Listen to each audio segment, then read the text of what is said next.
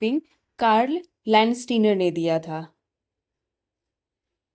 Steiner ने सबसे पहले दिया था। हमारे में अगर देखें ह्यूमंस में तो दो तरीके का ब्लड ग्रुपिंग होता है, एक ए बी और दूसरा आर एच। तो पहले ए बी ब्लड ग्रुपिंग के बारे में पढ़ते हैं।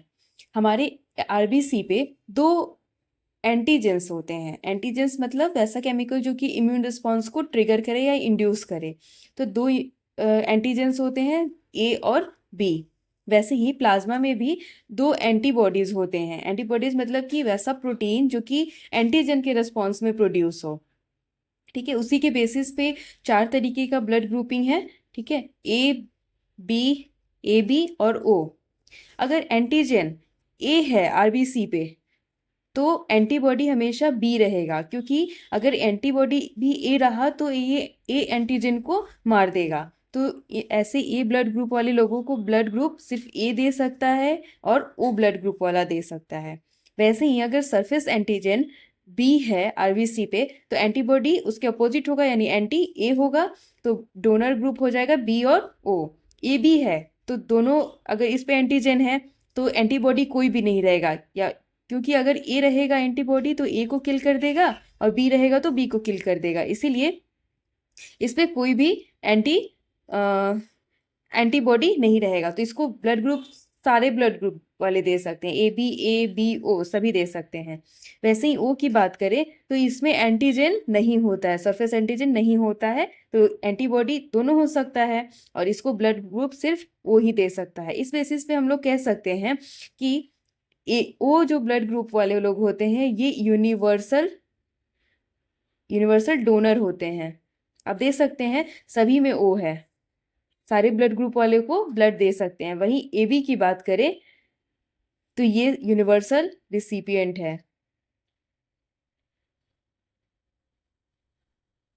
यानी कि ये सभी ब्लड ग्रुप वालों से ब्लड ले सकता है। आरएच ग्रुपिंग, आरएच भी एक एंटीजन है जो कि मंकी का एक स्पेसी है रीशस मंकी, उनमें देखा गया है। और ये भी देखा गया है कि मेजॉरिटी ऑफ ह्यूमंस हैं उनमें ये आरएच एंटीजन पाया गया है। तो वैसे इंडिविजुअल जिनमें आरएच एंटीजन है उनको आरएच पॉजिटिव कहेंगे और जिनमें नहीं है उनको आरएच निगेटिव कहेंगे। इसीलिए ब्लड जब ट्रांसफ्यूज होता है तो फिर उस टाइम पे ये भी मैच, आरएच ग्रुप को भी मैच करते हैं। एक केस को देखते हैं, मिसमैचिंग अगर हो जाए तो क्या होगा। मदर जो है ये आरएच नेगेटिव है और अगर फीटस है उनका, फीटस ये आरएच नेगेटिव है। हम सभी जानते हैं कि मदर का ब्लड और फीटस का ब्लड सेपरेटेड होता है प्लेसेंटा के द्वारा, लेकिन फर्स्ट डिलीवरी के टाइम पे हो सकता है कि इन दोनों का ब्लड मिक्स हो जाए। ठीक है, तो अगर फीटस का ब्लड मदर के ब्लड में आ जाएगा तो पहले मदर का ब्लड आरएच नेगेटिव था तो इसमें कोई भी एंटीबॉडी नहीं था।